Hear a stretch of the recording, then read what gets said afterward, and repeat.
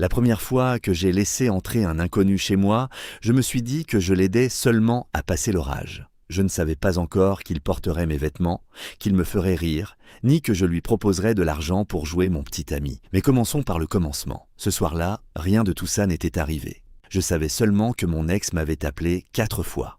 4, en plus des 6 messages de la semaine. Au 3e appel, j'avais envie de jeter mon téléphone dans le pétrin.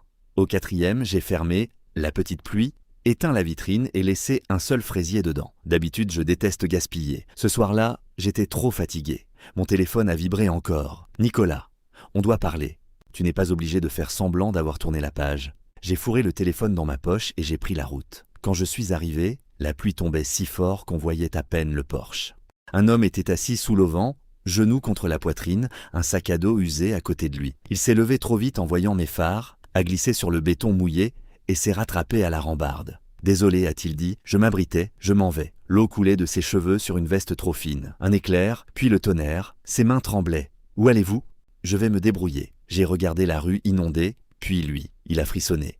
Pas de façon théâtrale, juste assez pour que ses épaules bougent. J'ai ouvert la porte. « Vous pouvez entrer jusqu'à ce que ça se calme. J'ai des serviettes, du chauffage et peut-être un gâteau. » Il a souri pour la première fois, un sourire petit et prudent.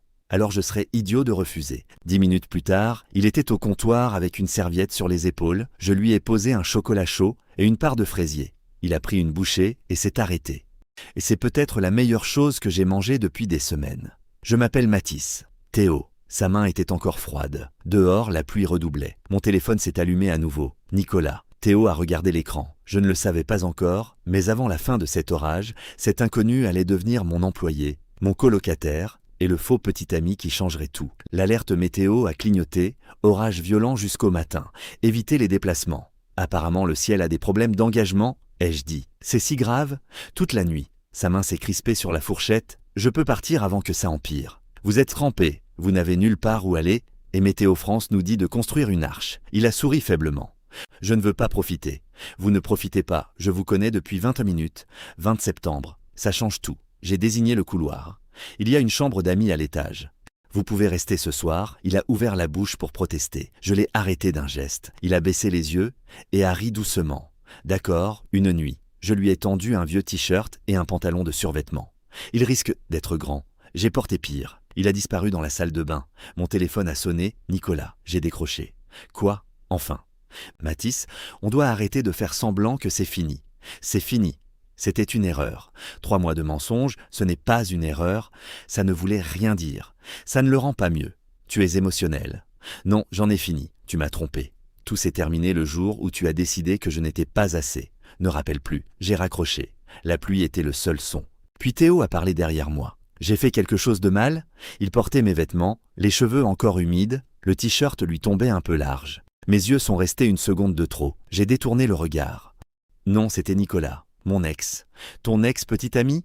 Ouais, ses sourcils se sont levés. Tu es gai? Le petit silence habituel. J'ai croisé les bras. Problème? Non. Tu es la personne la plus gentille que j'ai rencontrée depuis que j'ai perdu mon logement. Avec qui tu sors ne change rien. La tension a quitté mes épaules. On s'est assis. Petit à petit, il m'a raconté. Famille d'accueil, pas de parents, toujours en mouvement. Il avait travaillé partout. Restaurant, livraison, tout ce qui payait. Il voulait économiser pour ouvrir un endroit à lui. Le mec avec qui il vivait a pris presque toutes ses économies et a disparu. Ensuite, tout s'est effondré. Maintenant, il avait un sac à dos et 3 chaussettes, dont 2 assorties. J'ai ri. Et l'idée est arrivée, folle. Peut-être le manque de sommeil. Théo, tu cherches du travail? Toujours. J'ai besoin d'aide à la boulangerie. Et la chambre d'amis pourrait être à toi. Il est si resté immobile. Et le loyer? Et on verra après ta première paye. Je ne peux pas rester gratuitement. Tu ne restes pas gratuitement. Tu travailles, et une fois remis sur pied, on s'arrangera. Son expression s'est adoucie. Tu es sérieux? Oui, il y a juste une chose de plus. Il s'est penché. Quoi? J'ai frotté mon cou. Parfois, est-ce que tu pourrais faire semblant d'être mon petit ami? Il m'a fixé. Tu veux me payer pour qu'on fasse semblant de sortir ensemble? Seulement quand Nicolas apparaît. Et si je dis non, tu as le poste et la chambre quand même. Il a réfléchi plusieurs secondes. Je le ferai. Une condition. Ne me traite pas comme un projet que tu as sauvé. J'en ai assez des gens qui décident de ce dont j'ai besoin sans me demander. Marché conclu. Il a tendu la main. Alors tu viens de t'engager un petit ami? Je rajouterai 50 € chaque fois que Nicolas débarquera. Il a levé un sourcil. Prime de risque? Exactement. J'ai serré sa main. Et c'est à ce moment-là que mon idée terrible est devenue réelle. Le lendemain matin, j'avais déjà appris 3 choses sur Théo. Il était charmant, il était motivé.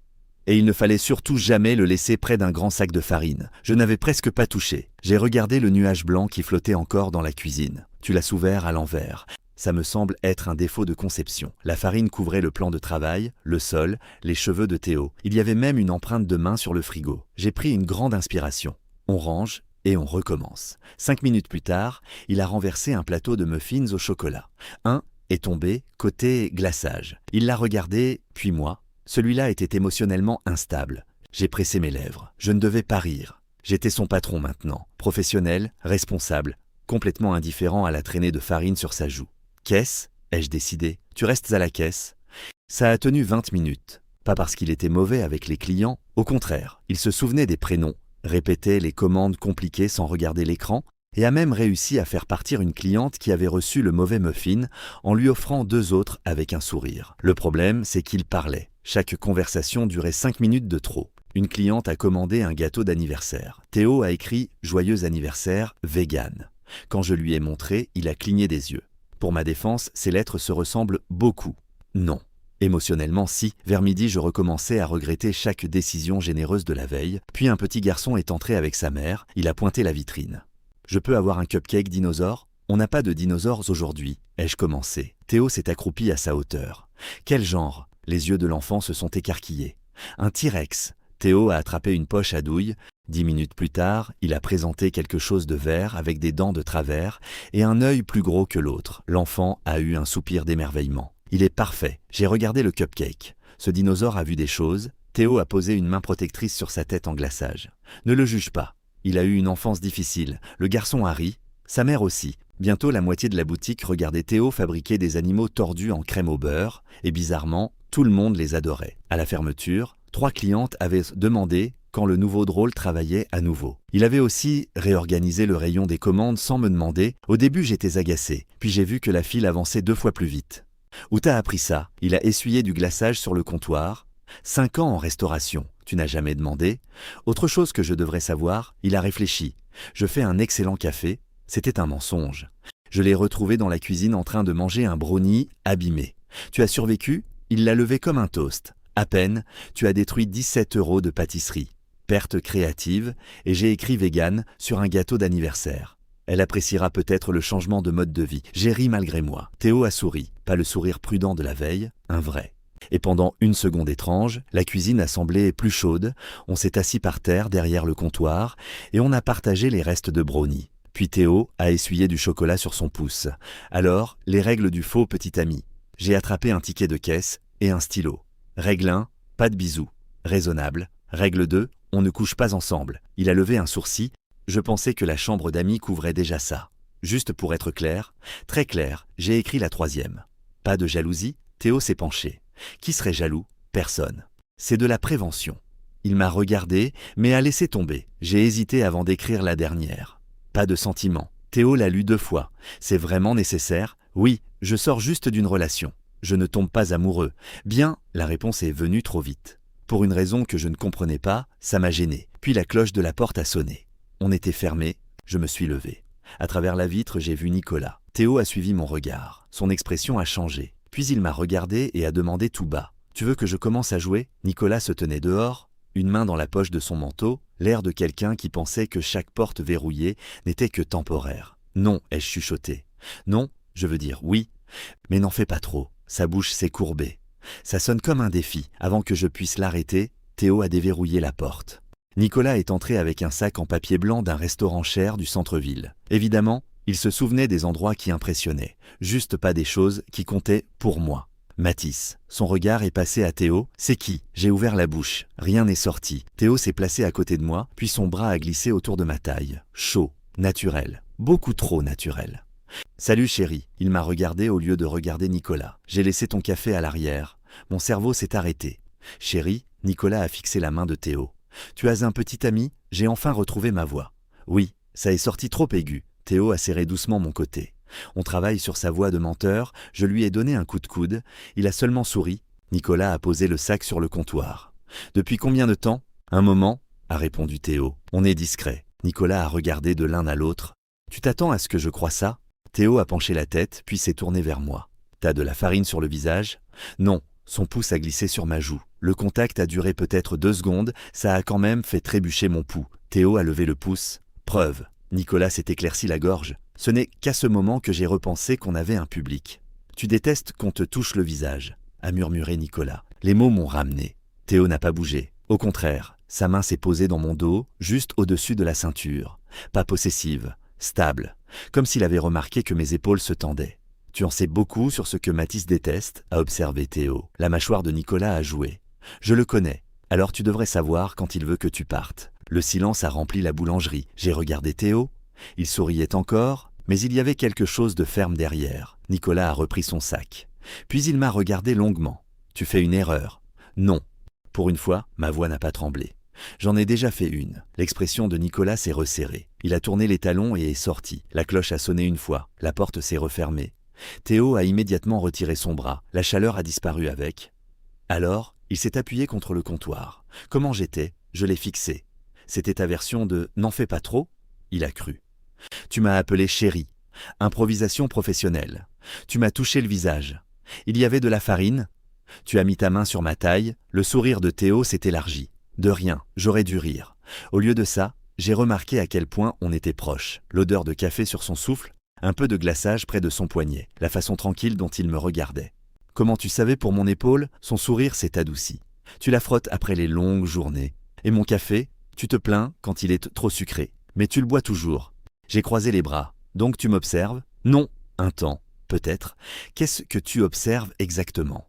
Théo a croisé mon regard. Toi. La pièce est devenue très calme. Puis il a reculé d'un pas. Détends-toi. Je me souviens des règles. Il est parti vers la cuisine. Je suis resté où j'étais. Pour la première fois, je me suis demandé si ces règles me protégèrent de Théo ou de ce que je commençais déjà à ressentir. Les 2 semaines suivantes, Théo a cessé de ressembler à un invité. Entre son café trop sucré, ses animaux de crème tordue et les notes qu'il laissait sur le frigo, il était entré dans ma routine. Chaque matin, il préparait le café. Trop sucré. Je me plaignais. Puis je le buvais entièrement. Au bout de la 2e semaine, je reconnaissais le bruit de ses pas dans l'escalier. Je savais qu'il fredonnait quand il était nerveux. Je savais qu'il volait du glaçage seulement quand il pensait que je ne regardais pas.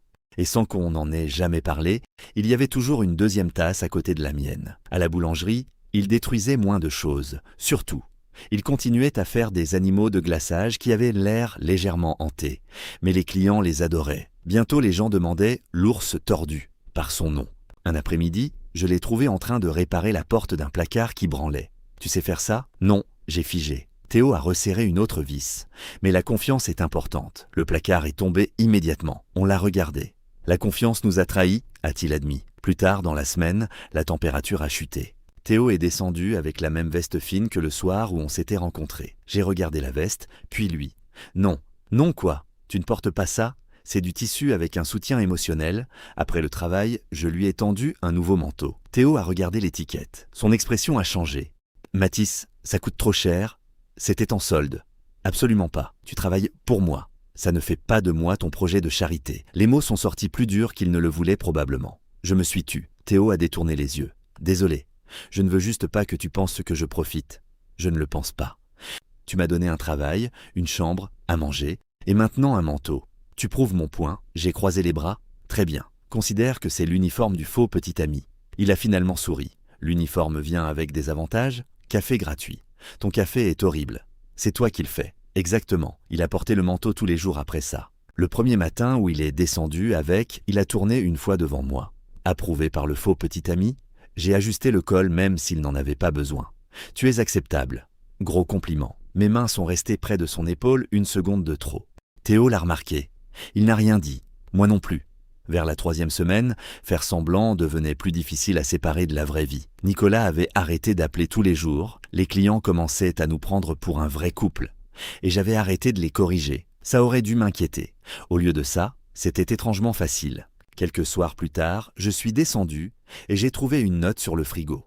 Acheter du lait, réparer le placard. Ne l'ouvre pas trop fort. Aussi, tu as souri 6 fois aujourd'hui. Nouveau record. J'ai lu la note 2 fois, puis Théo est entré. Pourquoi tu comptes? Il a haussé les épaules. Peut-être que j'observe. Ce mot encore. Avant que je puisse répondre, mon téléphone a vibré. Un nouveau message de Nicolas. Je ne croirai toujours pas que vous êtes ensemble. La prochaine fois que je vous verrai, je veux la vérité. Théo a lu par-dessus mon épaule. Il est tenace. Il est épuisant. Théo m'a rendu le téléphone. Peut-être que notre performance est trop prudente. Ça veut dire quoi? Il nous regarde comme s'il attendait que quelqu'un fasse une erreur. On se tient la main, des amis se tiennent la main. Tu m'appelles chérie?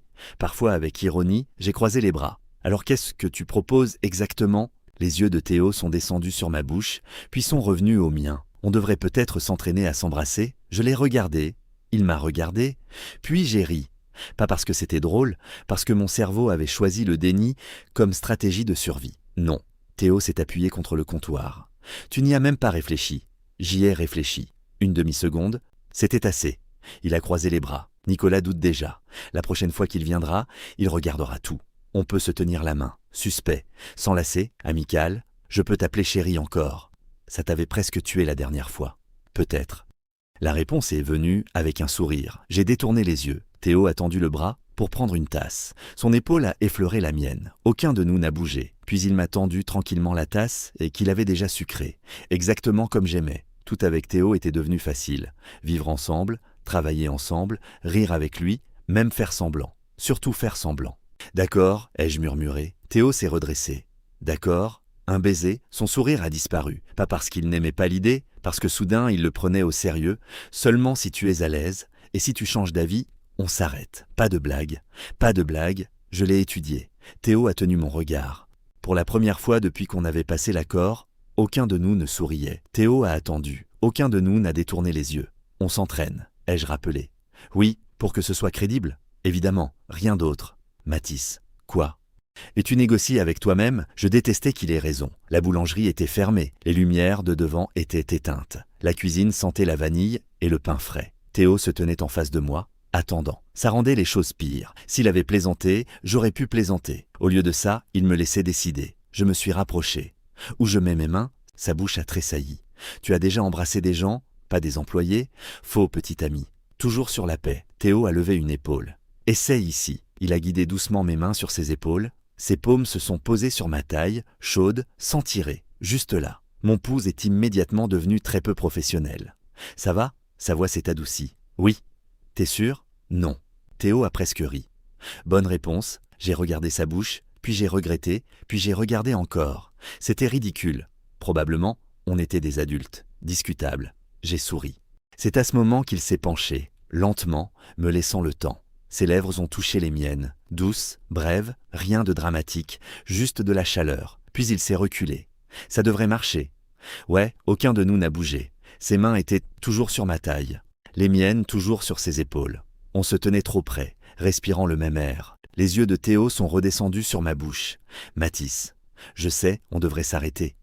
Carrément, pourtant aucun de nous n'a reculé. J'ai senti son pouce bouger une fois contre mon côté, à peine.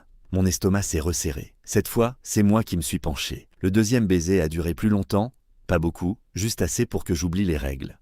Théo embrassait avec précaution, comme s'il attendait que je change d'avis. Je n'ai pas changé.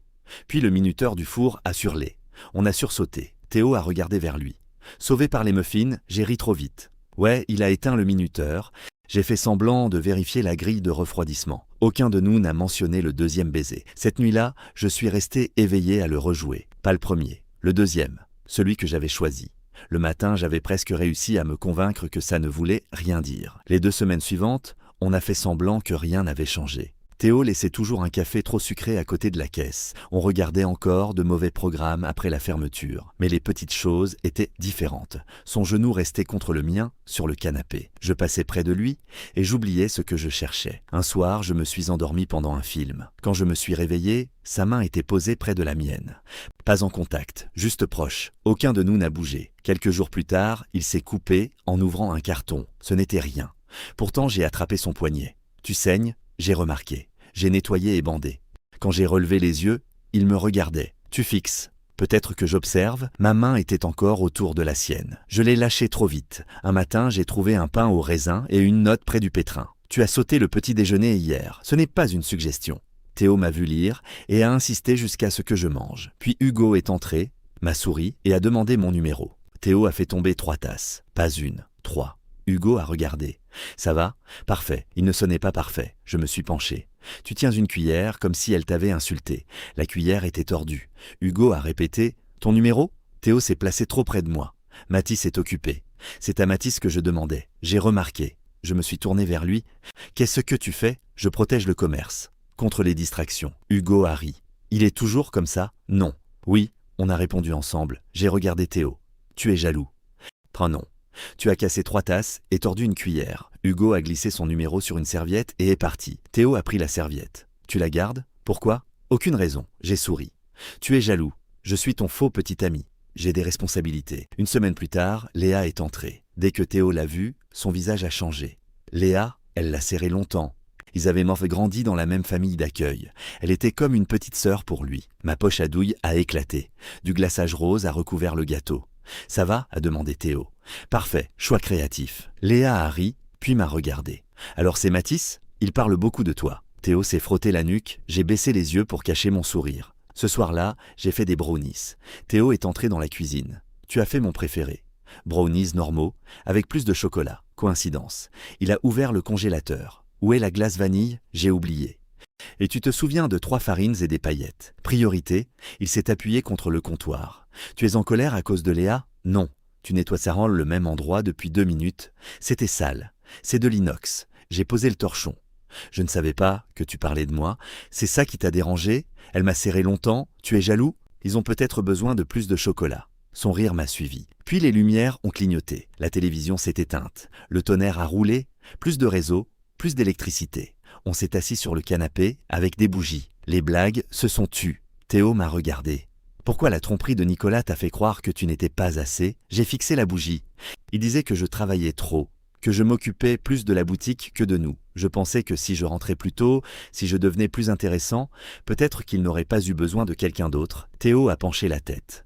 Et ce n'est pas comme ça que ça marche. Il a fait un choix, tu n'es pas responsable parce que quelqu'un a décidé de mentir. Le fait qu'il t'ait fait du mal ne lui donne pas le droit de décider de ta valeur. Personne ne m'avait jamais dit ça comme ça. J'ai détourné les yeux.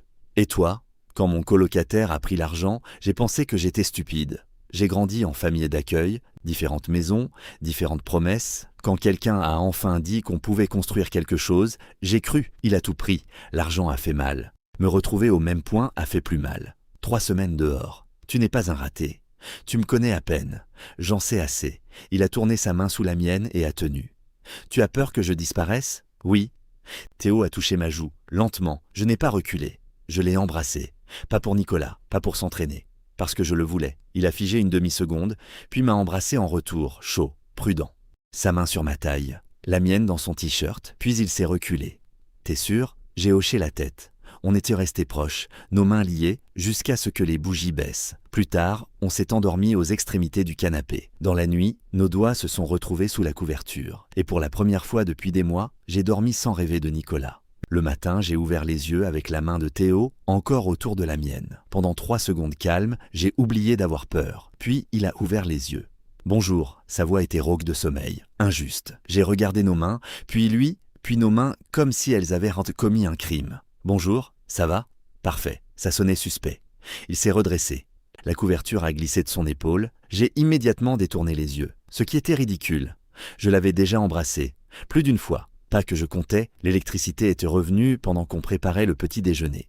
Théo a brûlé les tartines parce qu'il n'arrêtait pas de me regarder. J'ai versé du sel dans mon café par accident. Une gorgée a failli me tuer. Théo a ri si fort qu'il a dû s'accrocher au comptoir. Tu l'as fait. Je regrette d'avoir survécu. T'aurais dû voir ta tête. Tu devrais trouver un autre endroit où vivre. Il a souri. Trop tard, j'ai des droits de locataire. Pendant quelques minutes, tout a semblé simple. Puis Théo a posé sa tasse. On devrait parler de la nuit dernière. Mon estomac s'est resserré. J'ai fixé les tartines. Très sûr, très brûlé. Rien d'émotionnel dans des tartines. Ouais, Théo a attendu. Encore. Cette patience terrible. J'aurais pu lui dire la vérité. Que l'embrasser avait été plus réel que tout ce que j'avais eu avec Nicolas depuis des mois. Que me réveiller à côté de lui faisait que la maison semblait pleine. Que j'avais peur parce que je voulais plus. À la place, la peur est arrivée en premier. La nuit dernière comptait. Ses yeux se sont levés. Pendant une demi-seconde, du soulagement a traversé son visage. Puis j'ai tout gâché. C'est le problème, son expression s'est tendue. Pourquoi? Parce que je ne sais pas à quoi je suis prêt. Je n'ai pas demandé de promesse. Je sais. Alors qu'est-ce que tu demandes? J'ai regardé mon café. Du temps. Théo s'est tu. Combien? Je ne sais pas. Ce n'est pas une réponse. Non, mais c'est la vérité. Il s'est reculé. D'accord, le mot était calme, trop calme. J'aurais voulu qu'il discute. Il ne l'a pas fait. C'était pire. À la fin de la journée, j'ai remarqué la distance. À la boulangerie, Théo restait près de la caisse. Il ne volait plus de glaçage dans mon saladier, ne me cognait plus l'épaule, ne m'appelait plus chérie même pour rire. Quand Hugo est revenu, Théo n'a rien cassé. Ça aurait dû être un progrès. J'ai détesté. À la maison, il s'est assis à l'autre bout du canapé. Au bout de 10 minutes, j'ai mis le film en pause. « Ah, pourquoi tu es là-bas ?» Parce que c'est là que je suis assis. Tu t'assieds d'habitude ici. Je ne voulais pas que les choses deviennent confuses. Les mots ont atterri exactement où je les méritais. Théo, il a souri, poli, prudent. Tu sais ce qui fait mal? Pendant un moment, j'ai cru que tu étais la première personne qui ne me voyait pas comme temporaire. Ma poitrine s'est resserrée. Théo. Mais peut-être que temporaire, c'était tout ce que ça devait être. Ce n'est pas ce que je voulais dire.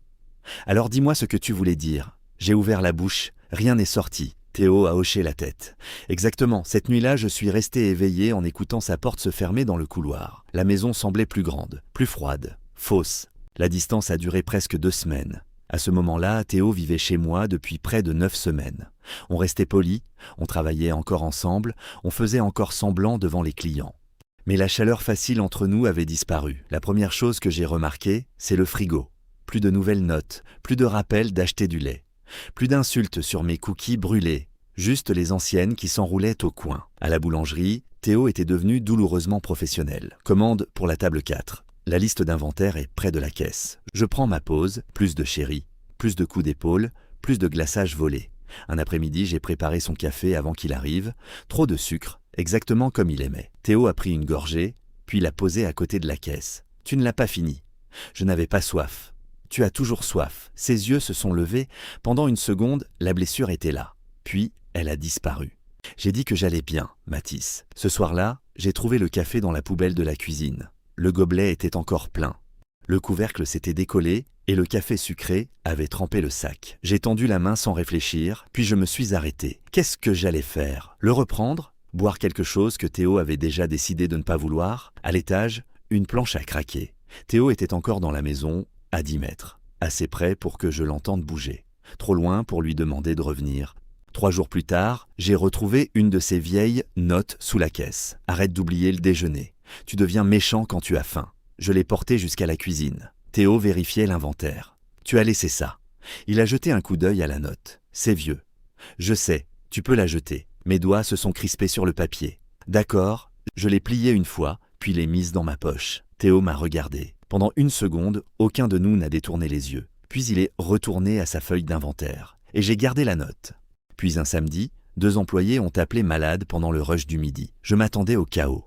À la place, Théo a pris le comptoir des commandes. Il a réorganisé, géré les remboursements, retenu 6 commandes compliquées sans regarder les tickets et a même convaincu un client furieux de partir avec 3 cupcakes et un sourire. Quand le rush s'est terminé, je l'ai trouvé en train de remplir les serviettes comme si rien d'inhabituel ne s'était passé. « Où t'as appris ça ?» Il a haussé les épaules. Paniquer plus tard, résoudre le problème d'abord. Une femme qui gérait la restauration d'un grand hôtel du centre avait tout regardé. Avant de partir, elle a tendu une carte de visite à Théo. « Appelez-moi, on recrute. » Et à la fin de la semaine, il avait un entretien qui pouvait lui donner tout ce que je lui avais promis. Un vrai travail, un vrai avenir, et une raison de me quitter. Théo a porté la même chemise bleue à son entretien, celle avec la petite trace de brûlure. J'ai remarqué parce que remarquer tout chez lui était devenu un hobby. Tu as l'air bien. Assez pour convaincre des gens d'hôtel que je sais ce que je fais. Tu as convaincu toute une boulangerie que des animaux de glaçage tordus étaient de l'art. Il a souri. Puis il a pris son CV. Je devrais y aller. Tu vas y arriver. Le premier entretien a duré presque 1 heure. 3 jours plus tard, ils l'ont rappelé. Quand il est revenu, il se tenait dans l'embrasure avec une expression stupéfaite. Ils m'ont proposé le poste, assistant responsable du café. Formation, avantage, un vrai chemin. C'est génial. Ils proposent aussi un logement pour les employés. Mon sourire est resté en place. Tu déménagerais en centre-ville? Si j'accepte, dans 2 semaines. 2 semaines. 14 matins sans son café horrible. Je l'ai serré dans mes bras. Tu l'as mérité. Il m'a serré en retour, puis s'est reculé. Peut-être que notre arrangement a une date d'expiration. Et c'est bien, tu voulais de la stabilité, une vraie carrière. Tu es content? Oui, le mensonge est venu trop vite. Ce soir-là, il a étalé les papiers de l'hôtel sur le bureau. Le manteau que je lui avais acheté était sur la chaise.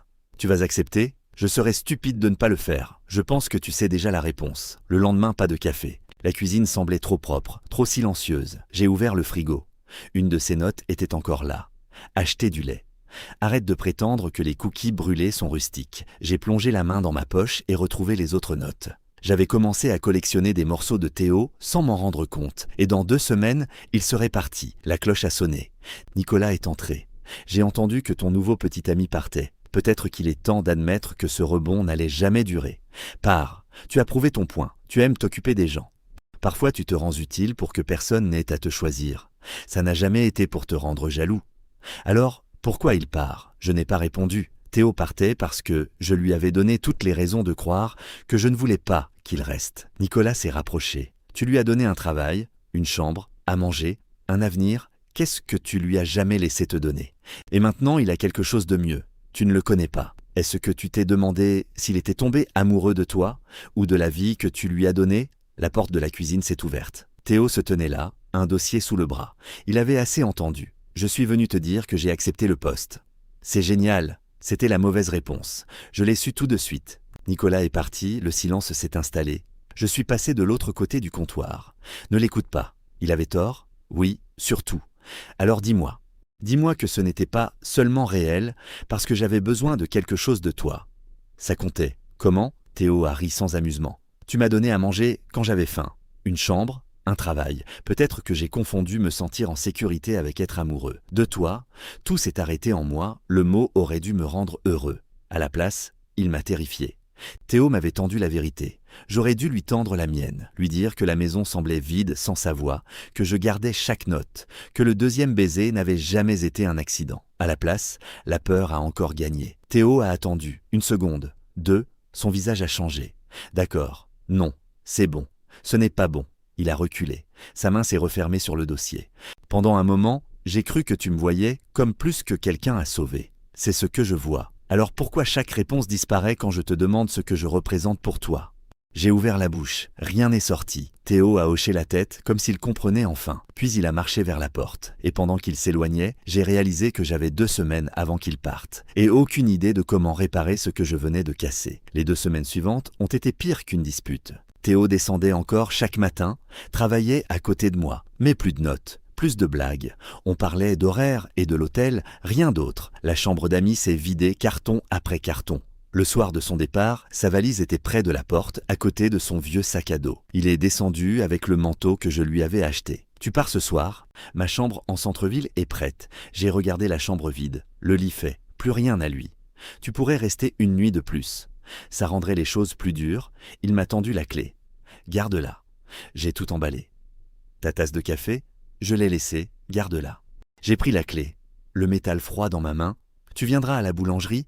Peut-être. J'ai besoin que ce soit moins compliqué. » Il a regardé le manteau. « Tu devrais le reprendre. » Non, tu en auras besoin. Il l'a finalement serré contre lui.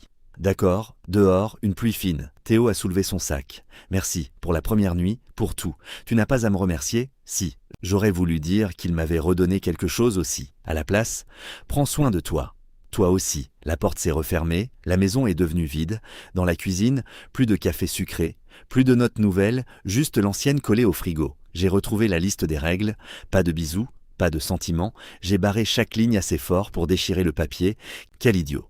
Je ne parlais pas de lui. J'ai regardé la clé, le couloir vide, et j'ai su, j'ai couru. Théo était parti depuis 10 minutes. Le dernier bus n'était pas encore passé. Sous l'abri, il se tenait avec sa valise, mon manteau sur les épaules. « Mathis, tu as couru ?» J'ai paniqué efficacement. Sa bouche a tressailli, puis la distance est revenue. « Qu'est-ce que tu fais ? Notre accord n'est pas terminé. » Je pense que si. Je ne veux plus que tu fasses semblant d'être mon petit ami. Il a hoché la tête. D'accord. Ça est sorti mal. Je ne veux plus de règles, plus de faux semblants.